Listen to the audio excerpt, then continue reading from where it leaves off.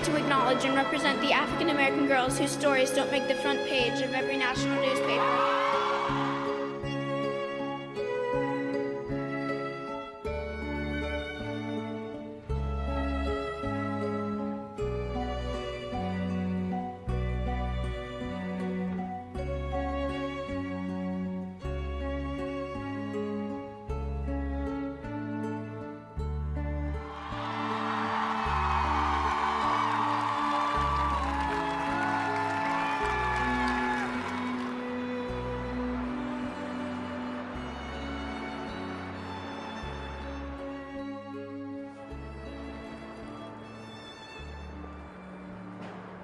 I'm Justin Condrat.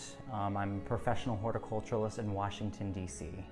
Yeah, so I've always been interested in horticulture and really using the power of horticulture to really inspire people. And I happen to be interested in the pansy since it is one of my favorite flowers in the whole plant kingdom. And I was searching on the web and I came upon the Pansy Project in the UK. And we actually set up a Skype conversation, and after the 2 hours of the Skype conversation, we knew from that moment that we had to bring the Pansy Project to Washington, D.C.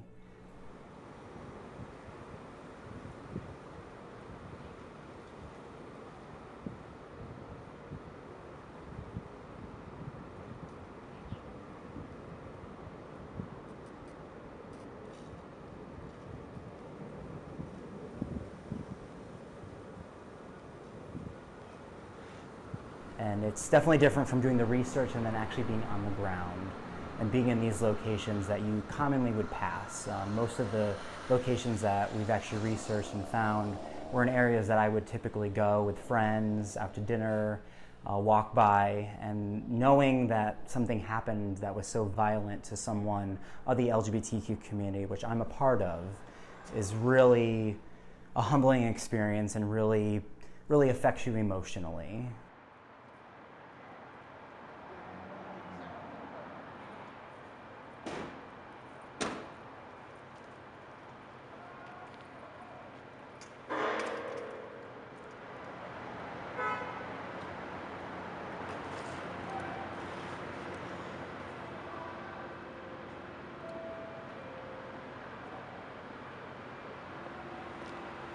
When we were out, we would go to an intersection or whatnot, and Paul would be planting the pansy where the violent act happened. And life goes on. Something so violent happened, and such an act of hatred happened at that very spot.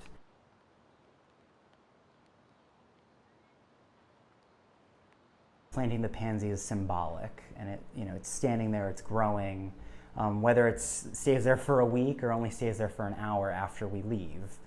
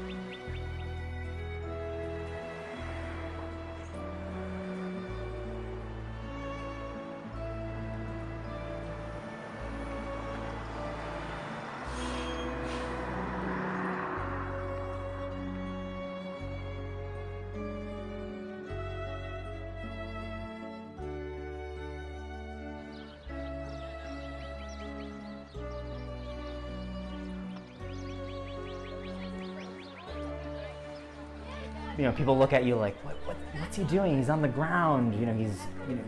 He's getting into it. And seeing people's reaction, they're kind of like, what's going on? But then they would see the pansy and they'd be like, oh, how beautiful.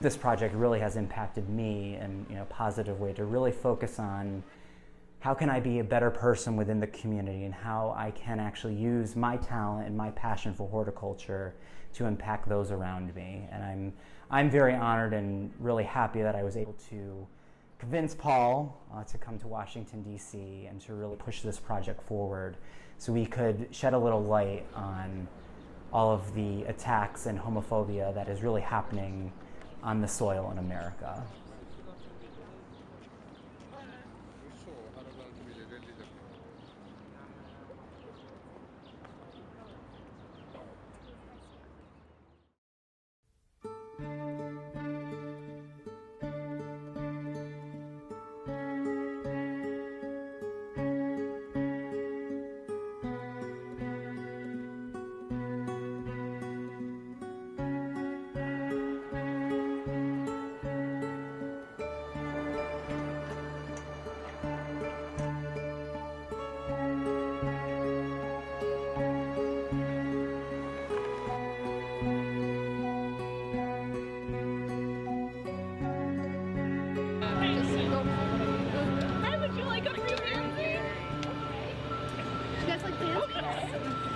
The condition is I tell you about something. Okay.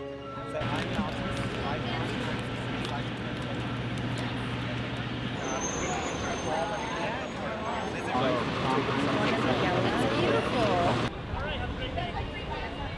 No, thank you. See you guys. Thank you.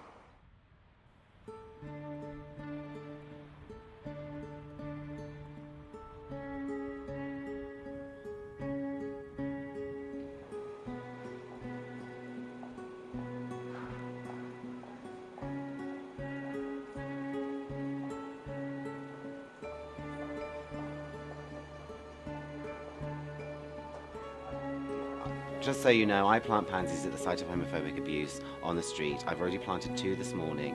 The light is really nice, and we're going to go and plant one at the demo that the Westboro Baptist Church people did, which is we're going to do that.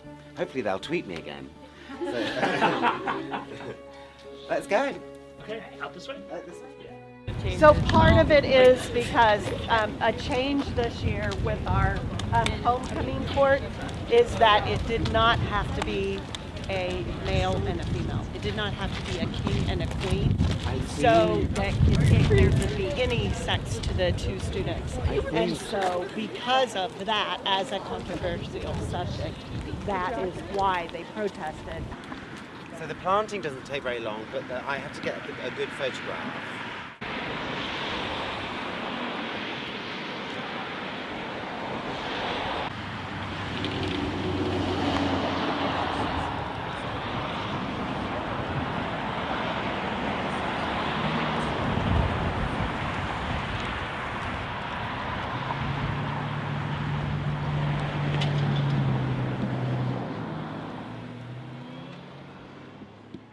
You can tell me what happened here. Some athletes were being transphobic to other members of the group chat, and then The coach said that just be careful when you say those things, not to get caught or whatever. Yeah. Or he didn't. He They didn't wasn't get in punishing trouble them. for He was yeah. just Yeah, he was like, be careful what you say. What I tend to do is I would plant the pansy and then I would name it after the abuse. What would be the appropriate thing that you would be happy for me to title it after? You use the phrase T-slur. I find that really interesting because only certain people can reclaim certain terms. Yeah. And as someone who, for using the T-slur, it should really only be reclaimed by trans women because they're the ones that are most directly affected by it. So me, as someone who's a trans guy, I can't use that word, or someone who's cis can't use that word. Just using the F slur and things like that, only a gay man could use that word. Does that make sense? I see. Yeah. So how do you feel then if I call this pansy the T-slur? Should I call it the T-slur? Or should I call it... Because I suppose it's tricky because I totally get your point because I am a gay man and I'm making work about homophobia. It started as an autobiographical piece, but over the years other people and other gender binary levels and all of the different people that identify in different ways have asked me to plant for them. But I'm kind of keen to respect people's wishes in terms of, it's a really interesting point that you've made, is that what would I call it? Would I call it, you can tell me what to call it and I will call it that. But it's completely, because I want to respect everyone's wishes, do you see what I mean? But I also want to, the point of the work is to title the pansy after the slur or the abuse because that is shocking and it's disturbing. So then you want it to have that that tension between the beauty of the image and the horror of the words.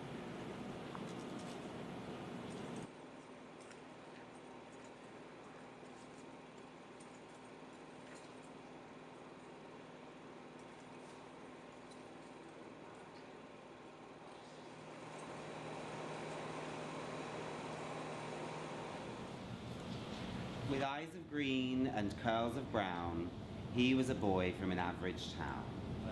He loved to draw and felt nothing but awe and love.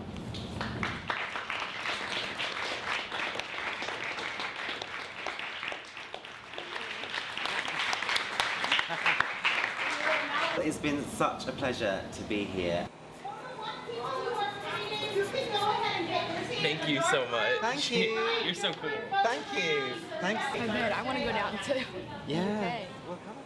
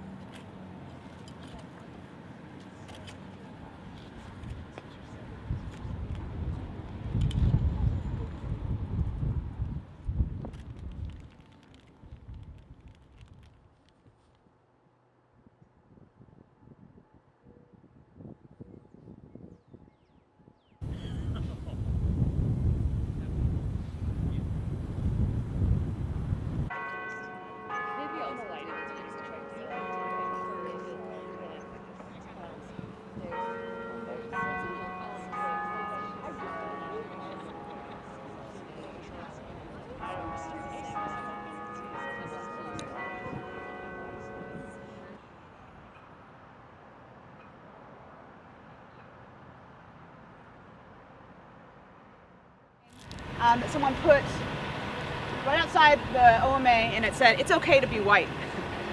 And we found them all over. It's like a national kind of movement. But there are things like that have happened. So yeah, so that's another example that you could also. Yes. And that's been in the news too. That's it. Yeah. It's really, really annoying, isn't it? Would you all be able to stand behind me and be a wall of humans to protect the pansy? Operation Windbreak. We form like a circle. So yeah, you can stand behind me, be the wall. What's happening? Or are we blocking? I'm blocking the wind. Okay, then I'm putting on my bed.